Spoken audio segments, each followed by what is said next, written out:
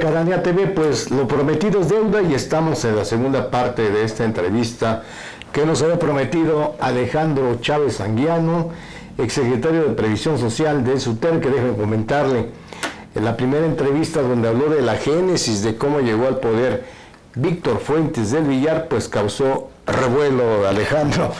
Revelaste situaciones que nadie sabía de cómo ascendió al poder, pues hablaba reelecto. Así es. Reelecto secretario general del Sindicato Único de Trabajadores Electricistas de la República Mexicana, porque le comento rápido, ayer hubo elecciones, la planilla roja, la 1, que encabezaba este hombre que está por cumplir 20 años, ganó por 32.710 votos, la planilla 2 de Todos Somos Romellón logró 17.556 votos y la tercera planilla 4.989 votos, la planilla 3. Pero bueno, Alejandro, parece que las cifras no son muy alentadoras para Víctor Fuentes, porque si nos vamos a los números reales, no es un triunfo aplastante como ellos tratan de decir. La oposición logró en total 22.545 votos, que vuelvo a insistir, no es una cifra menor. No es algo que llama la atención. Permíteme primero saludar a tu público y a los compañeros trabajadores del SUTER y a todos los que participaron en este proceso, porque pues es la primera ocasión que se da bajo este esquema de la nueva disposición en la ley del 2019, pues este tipo de elección, en donde efectivamente pues se refleja que no están contentos los compañeros con su actual dirigencia y que bueno, pues de alguna manera pues no es más que pues lo que siembras cosechas, y pues cada vez esto va a ir creciendo en lugar de ir disminuyendo, claro, a consecuencia de que pues hay intereses más personales que intereses colectivos por un bien común a favor del trabajo que se da en la empresa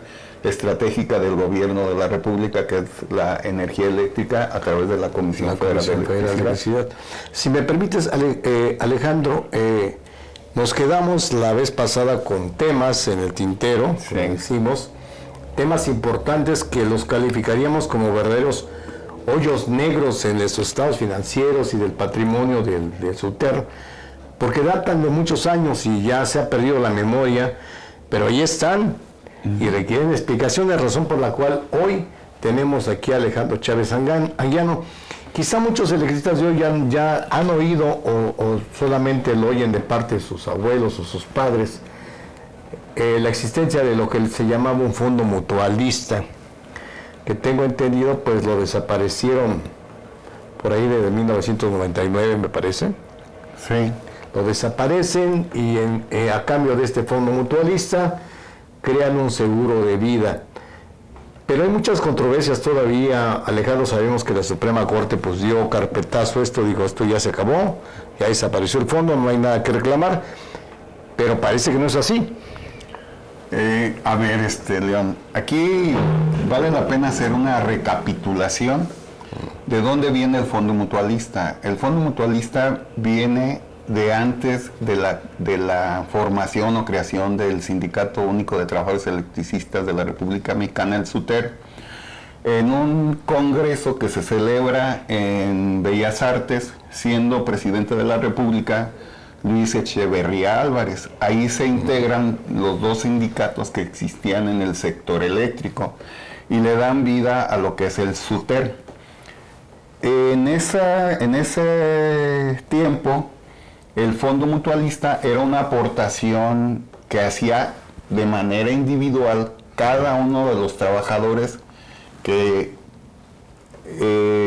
protegía para cubrir los gastos de los deudos de los familiares de los trabajadores. El problema fue que al paso del tiempo ese fondo se fue desvirtuando y muchas demandas empezaron a llegar al sindicato, donde pues pues nuestros compañeros trabajadores pues son muy enamorados, muy románticos y reclamaban otras familias, o sea, otra familia, hasta en 3 o 2 ocasiones, el pago del fondo mutualista, y se les pagaba porque venía a través de un juicio. O sea, por decirlo así, fallecía el trabajador y de repente llegaba a la casa chica, la casa mediana y la casa grande y decían, queremos nuestra parte. Exactamente. Okay. Con esa consideración nace Seguro Obrero, en donde el sindicato es parte del Seguro Obrero. El fondo, el remanente del fondo mutualista, es como se contrata la póliza del Seguro Obrero. El Seguro Obrero, pues al crearse Banorte, pasa toda la parte contable. Banorte fue una empresa de banco que creó don Roberto González. Don Roberto González pues era muy íntimo amigo de don Leonardo Rodríguez Alcaine, y ellos junto con otros empresarios crean Banorte. Banorte, dentro de sus actividades, empieza a comercializar Maseca. Pues empiezan a ver ventas dentro de la actividad comercial de Banorte, a exportar ese producto fuera de México para hacer la tortilla mexicana. Pero bueno, ese no es el tema.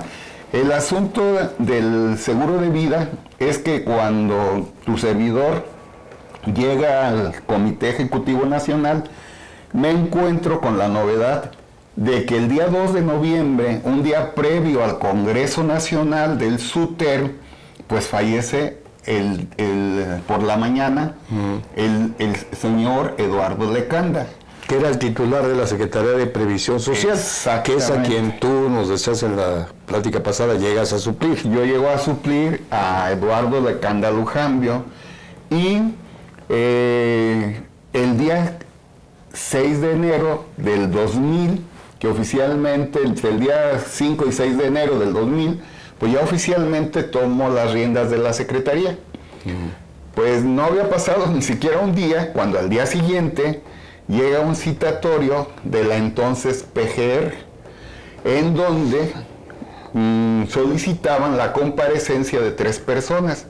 El primero en la relación era Alejandro Chávez Anguiano, el segundo era Eduardo Lecanda Lujambio, en ese momento ya fallecido, y el tercero era Leonardo Rodríguez Alcaine, precisamente para dar explicación de una segunda demanda que habían interpuesto trabajadores del SUTER del Fondo Mutualista, porque la primera demanda, que puedo decir que independientemente de la enfermedad, le costó la vida a mi antecesor, a Eduardo Lecanda Lujambio, porque yo lo veía muy tenso, preocupado, como había mucha relación y comunicación, pues no únicamente laboral, sino también familiar y de trabajo. Pues él me platicaba y bueno, pues en el 97 el asunto estaba muy álgido con esa cuestión de la demanda del Fondo Mutualista. ¿Pero por qué, Alejandro? ¿Qué pedían los trabajadores? ¿Qué estaban demandando? Pues ellos estaban demandando la devolución de los intereses del Fondo Mutualista, y estaban demandando se les regresara el Fondo Mutualista cuando ese fondo, vuelvo a repetir, se toma para la contratación del seguro colectivo de vida del seguro obrero, de aseguradora obrera. ¿Por qué demandaban al sindicato y lo de su parte proporcional del fondo? ¿Porque no les consultaron a la hora de hacer el cambio? No, porque había una contradicción con una doble demanda. O sea, en la primera demanda, el sindicato ganó la demanda, la demanda del Fondo Mutualista. En la segunda demanda, el sindicato perdió la demanda, es decir, ya la autoridad demandaba la devolución o el pago del Fondo Mutualista.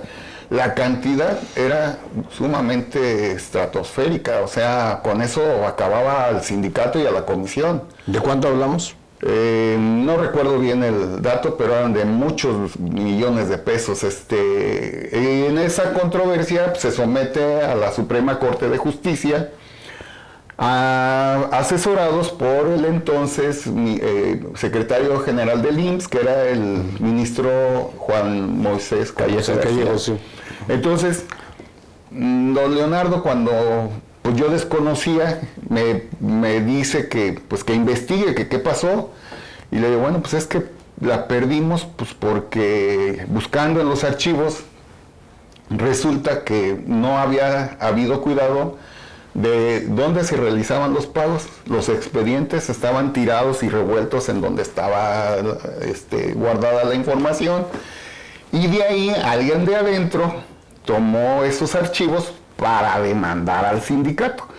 Y adicional a eso, lo que llama la atención, que el representante obrero votó en contra del sindicato, y él me pregunta que quién lo puso. Yo me le quedo viendo y le digo, pues usted. Y ya me dice, ¿cómo que yo? Le digo, pues sí, usted fue el que lo nombró. Entonces, ¿quién era? Pues tengo el documento, no recuerdo el nombre de ese representante. Entonces en ese momento manda a traer al ministro Calleja, y pues ahí ya con los documentos pues empezamos a atender ese asunto. Empezamos a acudir a la PGR. Hubo apoyo de parte del licenciado, de los dos licenciados Calleja, porque en el jurídico estaba Juan Manuel Calleja como asesor jurídico. Y el asunto es que pues la verdad yo no sabía ni de qué se trataba. Cuando muere, pues acudimos a la PGR, quien nos atiende pues me pregunta que si yo estoy enterado de esa demanda, y le digo que no. Entonces me saca un expediente como de una altura de 1 metro con un lacito, y pues yo le comento que si puedo ver todo ese expediente, dado que los abogados estaban en otra mesa contigua. Y ahí hicimos un convenio con él para que su hijo ingresara a la comisión y me pudiera facilitar el expediente. Y así fue como obtuvimos el expediente para atender la demanda. Entonces, pues nos vamos a la CTM con todo y el expediente, y bueno, pues empezamos a sacar copias porque me lo prestó por un corto periodo de tiempo. Ya imagino toda una semana o cuántos días, ¿no? Para 1 metro de... Yo decía, ¿dónde me vine a meter? Porque, pues, imagínate, de provincia, no podía andar, dado que se cumplió el tiempo del periodo de no presentarme a la PGR. Entonces, pues iba ya con la orden de aprehensión, de tal manera ¿Qué dijiste? Me van a atorar. Que tuve que estar amparado para poder presentarme pues, físicamente a la PGR. Alejandro, si me permites, vamos a nuestro primer corte. A nuestro editor los invitamos a seguirnos en todo el país a través de nuestras redes sociales que están apareciendo en pantalla. Regresamos.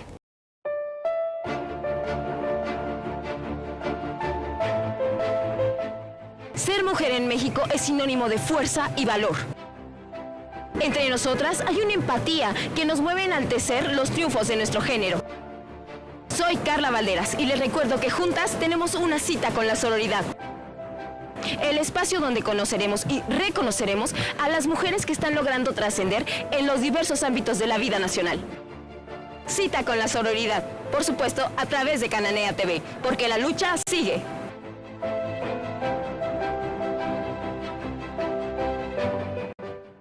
Auditorio del Diván de la Utopía, estamos platicando con Alejandro Chávez Anguiano, que pues caray, no nos cansamos de decirlo, con estas revelaciones pues nos dejas con la boca abierta, Alejandro. Pero si me permite, nos trae una exclusiva a Cananea TV de este señor. Ustedes dirán quién es este muchacho. Te voy a decir quién es este muchacho. Se llama Víctor Fuentes del Villar. Es una tarjeta precisamente de la ayuda del Fondo Mutualista.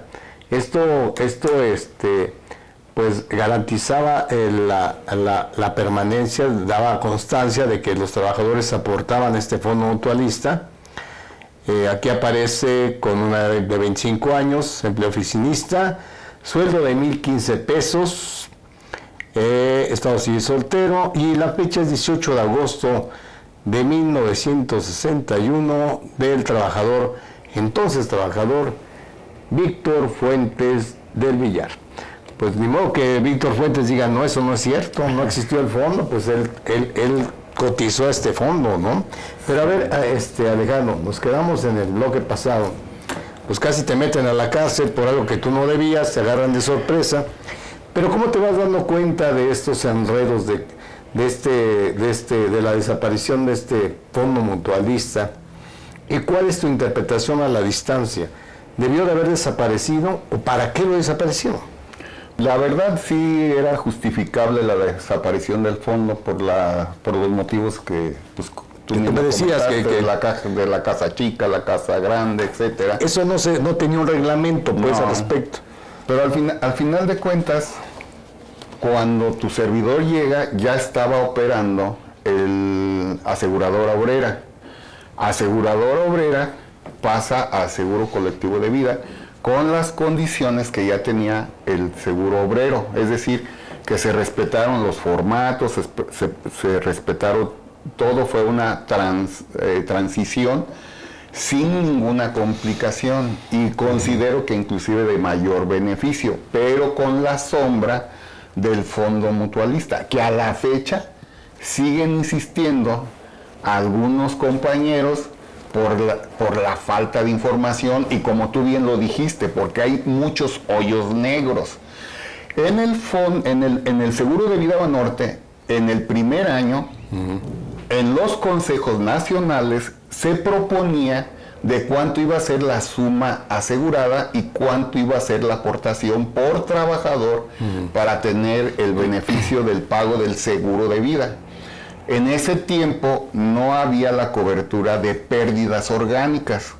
Entonces, el fondo tenía un déficit a noviembre en el Consejo Nacional cuando me piden que haga la propuesta para pagar el año siguiente de 50 millones de pesos. Es decir, que no se acabalaba para pagar la póliza del 2001. A ver, Alejandro, esto es muy interesante porque este es el asunto prioritario en este tema.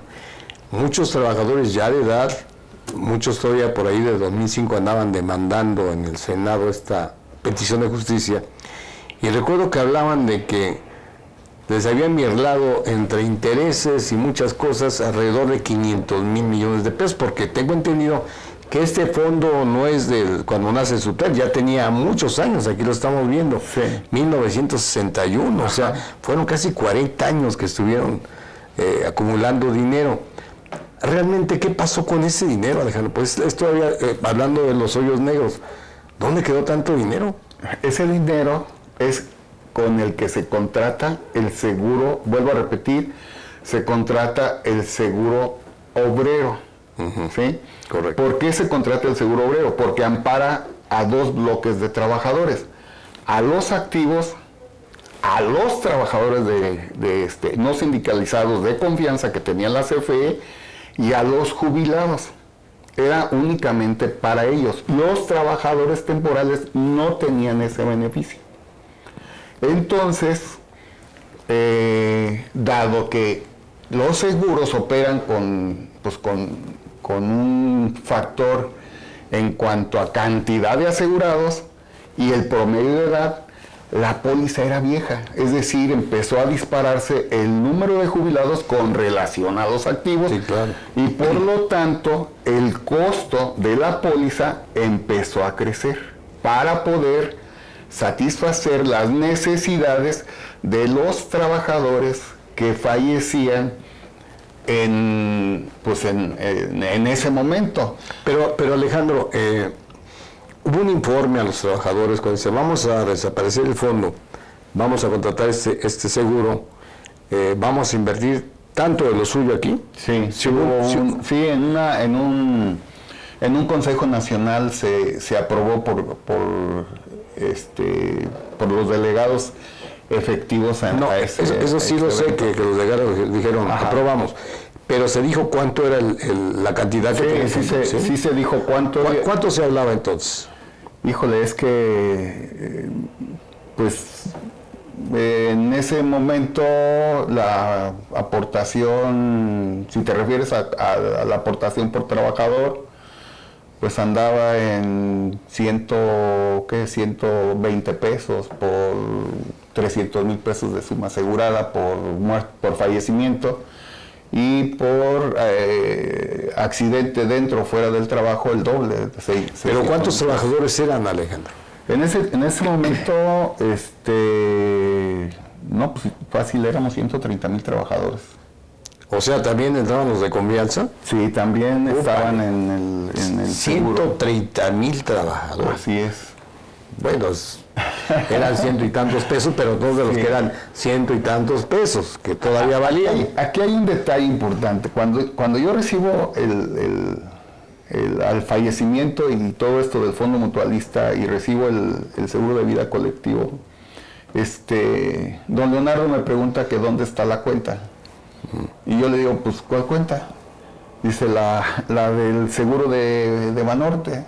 Digo, no, yo no manejé ninguna cuenta. Digo, yo no sé de qué cuenta me está hablando. A mí nada más a mí no me entregaron nada. Me entregaron una oficina vacía, sin ningún papel. Se llevaron, pues en ese tiempo se manejaba el fax, se llevaron el fax. Se llevaron todos los hijos de don Eduardo. Yo no tengo información de la cuenta. Entonces, pues empecé a encontrar documentos en el famoso archivo, en donde los miembros del comité, el titular de la Secretaría de Previsión Social, facilitaba préstamos personales a los miembros del Comité Ejecutivo Nacional por cantidades considerables. O sea, considerables para ese momento, 300,000, 600,000. Ah, caray. Y nunca fueron devueltos. Tomaba dinero del fondo y ahí prestaba. La CFE hacía la retención por trabajador del pago del seguro colectivo de vida. Ese administrador de la CFE, ¿sí?, le depositaba a una cuenta personal del titular de la Secretaría de Previsión Social. Ups. Y esa cuenta es la que a mí me solicitaban que yo no tenía. Que es donde aparecieron los préstamos a los miembros del comité. Aparecieron préstamos, pero pues yo como iba a reclamar algo que yo no había hecho. Entonces yo le informo esa parte a don Leonardo va al banco y resulta que el remanente que había en ese momento en esa cuenta, ese remanente fue cobrado después de fallecido don Eduardo. ¿Quién lo hizo? Yo no sé, porque él fue a revisar las cámaras con mi asistente Diana Tejeda Pérez, que era mi asistente, y ambos fueron a ver quién había hecho ese cobro de ese remanente. Yo le dije a él que yo no quería saber de cuentas, que no quería saber de dinero, y que yo únicamente me iba a dedicar pues a resolver lo del Fondo Mutualista y a llevar el control del seguro colectivo de vida Banorte. Para eso yo traje una persona de mi confianza, que era secretario general en Manzanillo, Nicolás Aguilar Chávez. Él vino a apoyarme con todo ese proceso del Fondo Mutualista y también con el seguro colectivo de vida. ¿Por qué? Pues porque nos tardábamos muchísimo en pagar, y yo pues consideraba que el dinero cada vez iba devaluando más. La cosa no paró ahí. La cosa es que cuando muere don Leonardo, yo platico con Víctor y le digo, hazte cargo de la cuenta, yo únicamente me encargo de la operación.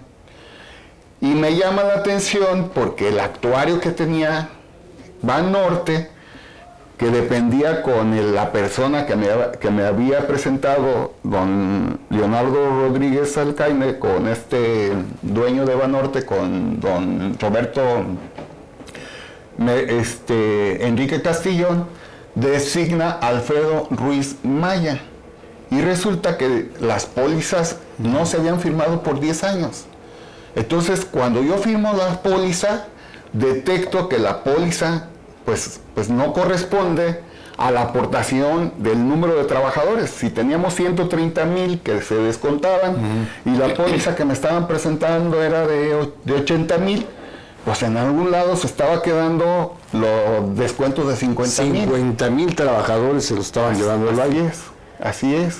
Pero como yo me deslindé de esa responsabilidad, pues posteriormente pues acudo con Víctor, porque no es únicamente esa acción que hizo este señor, sino que también se iba a los archivos del seguro de vida y tomaba los expedientes de los trabajadores que habían renunciado, se habían separado de la comisión, y esos trabajadores pues seguían vigentes en el seguro colectivo de vida. ¿Por qué seguían vigentes? Pues porque no había transcurrido un año, habían fallecido, y se iba a las colonias a buscar una familia para hacer el cobro. Entonces, pues Banorte le simulaba cierta cantidad de pago a ese familiar y el otro se embolsaba el dinero. Pero lo curioso de todo es que cuando yo llego y estamos sentados los tres, pues le digo pues que yo no lo puedo tener, que está atentando contra los dineros del seguro de vida. Y mi sorpresa es que a la semana lo nombra representante del SUTER en el Consejo de Administración de Monterrey. Y yo dije, caray, pues entonces... Víctor Fuentes lo hace. Así es, entonces yo digo, pues aquí me queda claro de que alguien más está en el negocio y se están repartiendo. No lo puedo interpretar de otra manera. Claro, ¿cómo se llamaba este personaje? Alfredo Isaac Ruiz Maya, se llama. Pues si me permites, Alejandro, vamos a nuestro siguiente corte. Los invitamos a ver este mensaje que esperamos sea de su interés. Regresamos.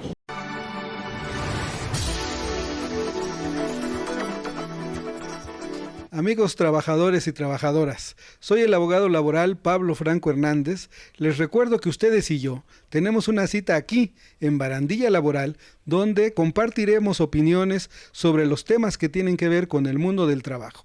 Porque recuerden que aquí, en Cananea TV, la lucha sigue.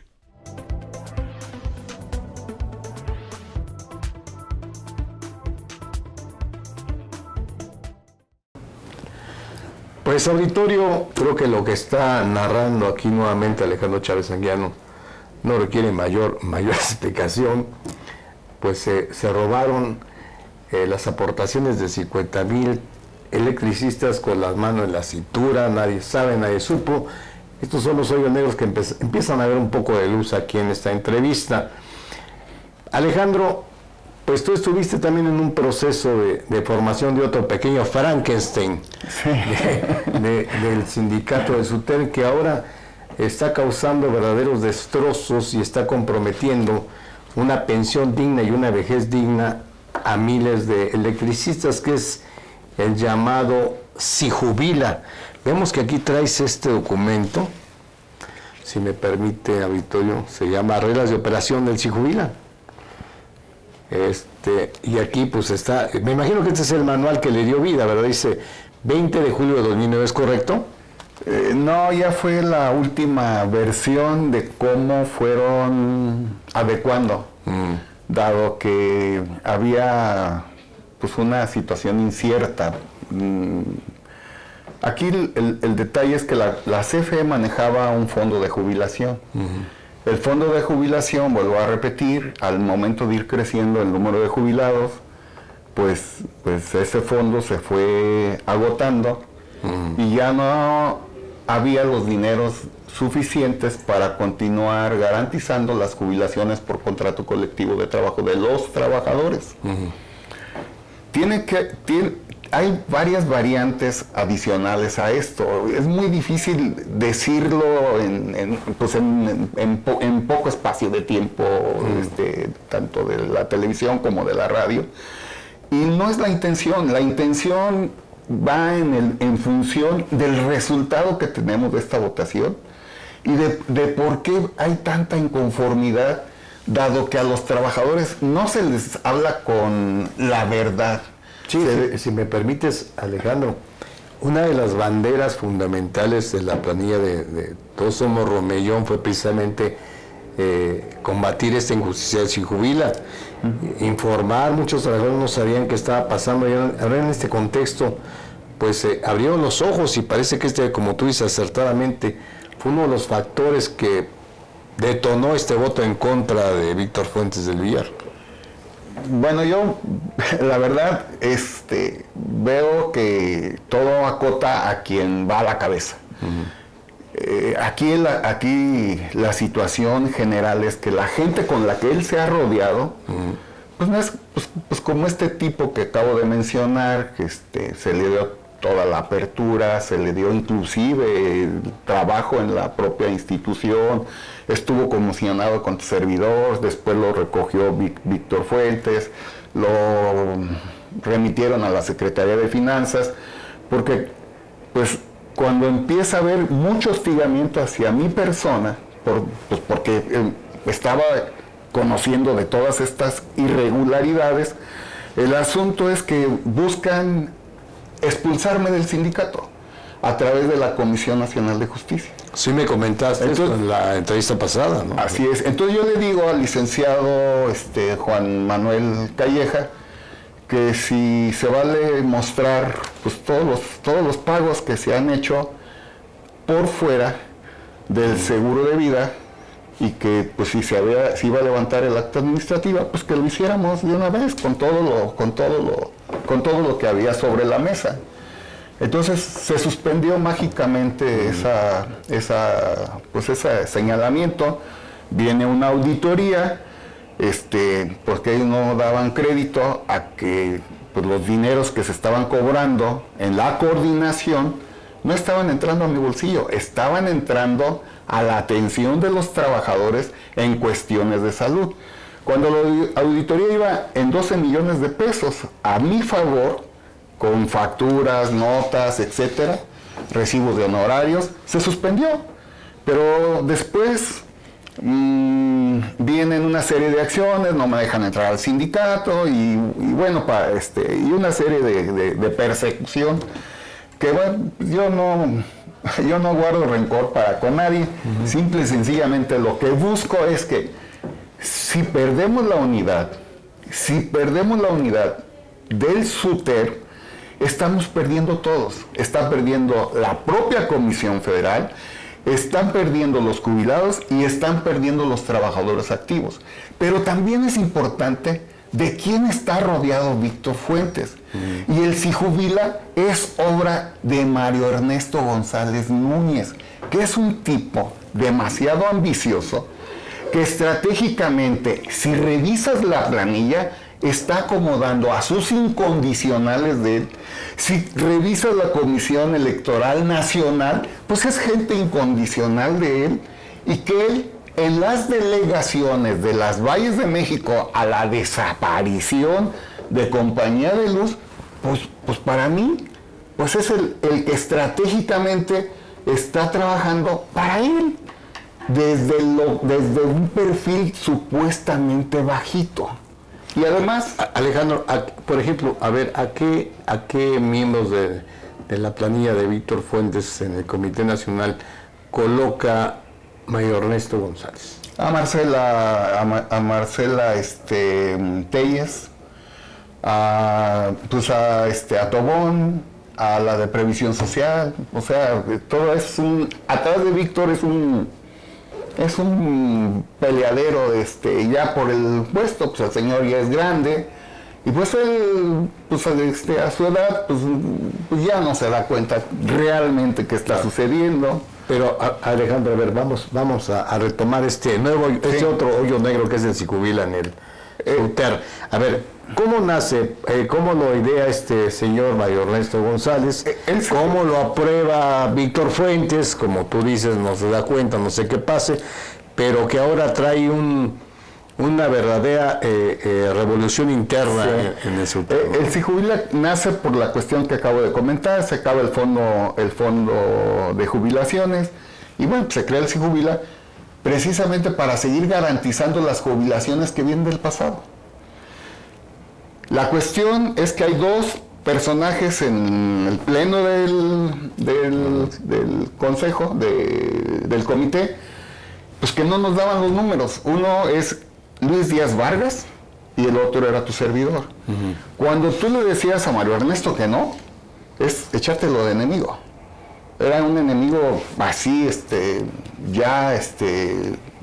con una serie de traumas que trae, doble moral y cosas muy raras. Pero bueno, pues es lo que tiene el SUTER. Pero ¿qué es lo que discutían con él? Que no daban los números. Esto es contraproducente al trabajo. ¿Ustedes se lo dijeron? Sí, que no daban los números. Él puso a Luis Lote Martínez para que hiciera el SIJUBILA. El asunto es que empezaron a aportar los trabajadores y al igual que en el seguro Banorte, pues hubo una cuenta que él operaba. Esa cuenta, pues al paso del tiempo les empezó a tronar porque algunos de los trabajadores que ya entraron en el régimen del SIJUBILA, pues empezaron a solicitar su pago del SIJUBILA, su ahorro. Entonces no hallaban qué hacer. Cuando esto empezaba a sentir que les tronaba, entonces dijeron, vamos a hacer una Afore, vamos a mandarlo a la Afore. Y es cuando nace estas reglas, en donde, pues obvio, como también estaba afectando al entonces director de la Comisión Federal, ¿que era quién? Que era Alfredo Elías Ayub, y pues la verdad, él no permitía este tipo de situaciones.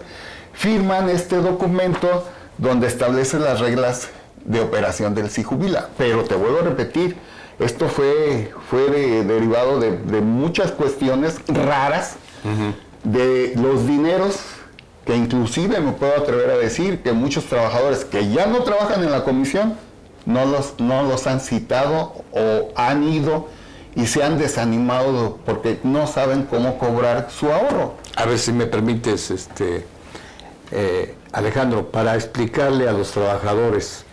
Hubo dos etapas de SIJUBILA, una donde, como tú dices, empiezan a aportar. Sí. Y sucede que el señor Mario Ernesto González se queda con la cuenta a su nombre. Él manejaba la maneja, de repente algo pasa, se desaparece el dinero y pues dice, mejor lo metemos a una Afore. Bueno, no lo metieron en una Afore, primero lo metieron a la Bolsa de Valores. Y en la Bolsa de Valores ahí estuvieron manejando. ¿En la Bolsa de Valores? En la Bolsa de Valores. A ver, les voy a comentar a los trabajadores y eso lo han de saber. Meter a la Bolsa de Valores dinero de los trabajadores es echar un volado, porque pueden ganar y pueden perder. Pues sí, pero es irresponsable hacer eso, ¿no? Bueno, cuando tú ya tienes un ingreso seguro de los trabajadores, la cuestión es de que pues vale la pena correr el riesgo cuando la ambición es dinero y no servicio. Qué grave. Si me permites, Alejandro, vamos a nuestro último corte. A nuestro auditorio los invitamos a mandarnos sus opiniones, sugerencias, denuncias a nuestro correo que está apareciendo en pantalla. Regresamos.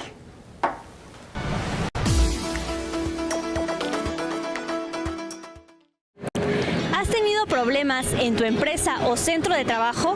¿Ignoras quién te puede asesorar en asuntos laborales sin costo alguno?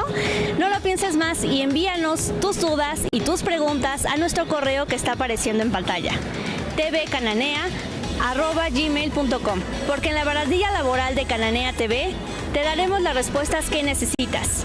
Soy Tania Quesada y te invito a conocer y hacer valer tus derechos. Y recuerda que en Cananea TV la lucha sigue.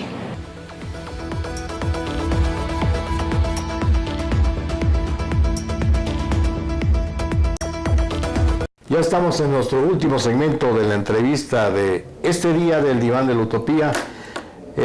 Pues Alejandro Chávez Anguiano, pues ya nos enteramos cómo nace el SIJUBILA. Nació torcido de ingreso también.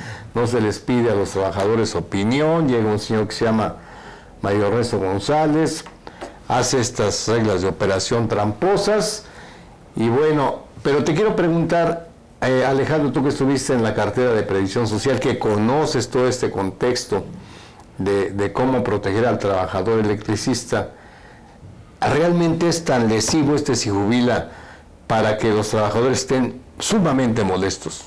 Sí, no reúne las condiciones de jubilación de los que venimos de antes del 8 de febrero del 2000. ¿Qué diferencias hay para que el auditorio sepa y los Primero, trabajadores? hay varios factores que se atribuyen. El primero, pues, en México nace el sistema de ahorro para el retiro y luego nacen las AFORES. Santiago Levy elabora la ley 97 del Seguro Social. Entonces, la ley 73 pues protege, aparte de que los trabajadores de CFE cumplen sus años de servicio. Al cumplir sus años de servicio, pues tienen derecho a una jubilación por contrato. Y repito, pues esa jubilación por contrato pues venía de este famoso fondo de jubilación para los trabajadores. El SIJUBILA no alcanza, nada más da para unos cuantos años. Entonces, pues también conlleva que pues Ochoa Reza, en la revisión del contrato 1416, pues incrementa los años de servicio cuando pues mágicamente pues habíamos establecido o propuesto que era necesario ir a una huelga para que se siguieran respetando los años de servicio. Y la cuestión es de que si nada más evaluamos financieramente la comisión en este primer trimestre, trae un déficit de 14,500 millones de pesos. O sea, no hay ganancias en la comisión, hay pérdidas. Y bueno, pues decirlo pues no es grato pues para quien dirige la CFE. Entonces, tanto pues Pemex para mí financieramente ya no tiene solución, y sin embargo pues se sigue engañando o manifestando pues que hay que seguirle inyectando dinero, que hay que seguir inyectando dinero a la comisión en las tarifas domésticas y agrícolas. Y bueno, pues se requiere una revisión de fondo y hacer viable a la comisión, en donde parte de esa productividad que ya se probó, que sí dio resultados, porque pues todavía es viable rescatarla. Pero cuando los intereses de quienes nos representan están enfocados a un interés monetario de cómo me echo los dineros a la bolsa y no cómo busco proteger la seguridad social de los trabajadores activos que están, pues esto no alcanza. O sea, te pongo un ejemplo vivido recientemente. Un trabajador de 48 años, 17 años de servicio, en el régimen de ley 97, con enfermedad terminal de cáncer, desahuciado, le entregan su dictamen de invalidez, hace la solicitud al Seguro Social, pero es ley 97, y pues no tiene derecho a la pensión. Lo canalizan a la Afore, el Afore dice, no, pues esto no está en mi cancha, porque ustedes tienen un régimen que se llama SIJUBILA.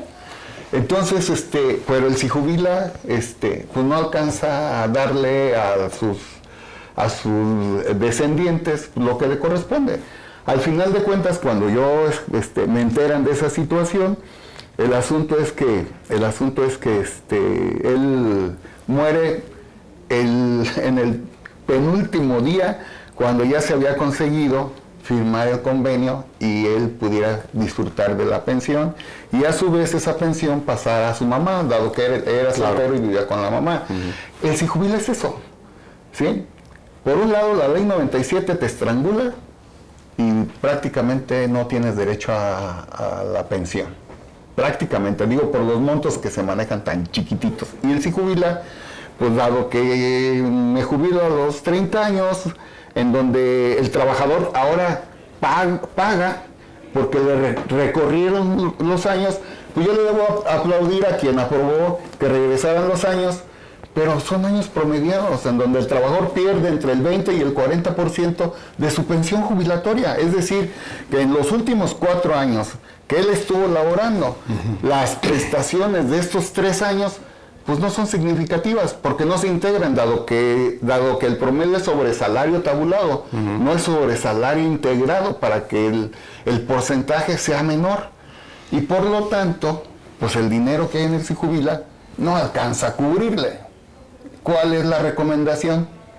Que me tengo que esperar a cumplir 60 años, los que vengan de ley 73 o de ley 97. Está complicado. Sin necesidad de hacer ninguna gestión. Aquí es, ¿qué van a hacer?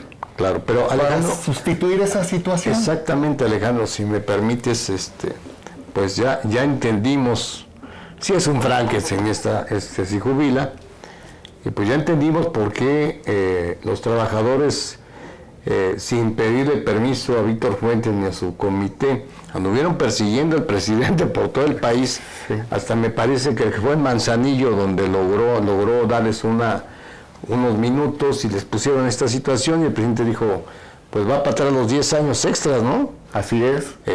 Porque como tú dices, pues ni Mario Ernesto González, ni Víctor Fuentes, ni nadie, pues dijeron, vamos a remediar esta situación.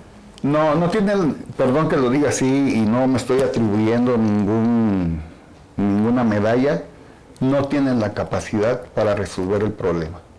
Y si no es de forma conjunta entre los representantes de la administración de CFE quien llegue y no empieza a darle certeza y certidumbre a los trabajadores, esta cuestión se está poniendo en riesgo cuando los trabajadores han sido un factor importante, claro, en la continuidad del servicio, en el suministro del servicio ante un sistema eléctrico nacional totalmente derruido, destruido, en donde, pues, a partir de la ley de Peña Nieto del 2013, de la reforma eléctrica, están exponiendo la continuidad del servicio. Claro. Y arrancaron el SENACE, al que controla todo el sistema eléctrico nacional, se lo arrancan a la comisión. Es decir, se requiere hacer una nueva reforma energética urgente, en donde estén involucrados los trabajadores y los técnicos que sí conocen y le tienen amor al trabajo, pero sobre todo a las mujeres y los hombres, que día a día se parten el alma y el corazón por hacer llegar la energía eléctrica a los hogares, a la agricultura, a la industria. Y si no tenemos industria y no hacemos llegar ese servicio, pues estamos poniendo en riesgo la productividad del país, porque dime que no se mueve con energía eléctrica. Claro, todo Alejandro, una última pregunta. ¿Se puede revertir esta regresión a los derechos jubilatorios de los electricistas? Sí. ¿Cómo hacerlo? Pues como ya lo aprendimos, a través de reestructurar el convenio de productividad que ya teníamos y en el cual hoy todos los dirigentes, y perdón que los mencione a todos a nivel nacional, han dejado de un lado lo que es la capacidad de cada trabajador y hemos regresado al pasado a mover a quien es mi cuate o a quien me da un peso por delante para imponerlo en determinado cargo que la verdad no tiene el talento, no tiene la capacidad para hacerlo. ¿Tú crees que este comité que, bueno, de acuerdo a sus datos oficiales, que ganó la reciente elección de SUTEL, este comité tiene la capacidad, como tú dices, para velar por los derechos de los trabajadores? No, ni siquiera es escuchado por la administración de la CFE. La CFE, el primer tiro de gracia que le dio al SUTER fue haber sacado a los trabajadores de confianza, no a verlos como un equipo de trabajo en donde ambos vean por un bien común y cuidar, pues, que tarde que temprano van a llegar a edades que, pues, lamentablemente ya no, pues vamos a tener la necesidad de valernos de otras personas, pues, para la cuestión de la discapacidad. La edad no perdona, León, claro. Y bueno, pues muy delicado este asunto. Pues, auditorio, ya hemos visto esta luz en algunos de los hoyos negros que históricamente viene arrastrando el Sindicato Único de Trabajadores Electricistas de la República Mexicana.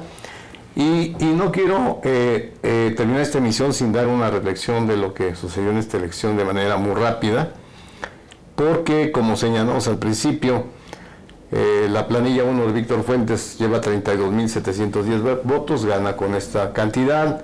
La planilla 2 gana con 17.556, que es la gente afina al dirigente de Campeche, Gustavo Ramellón.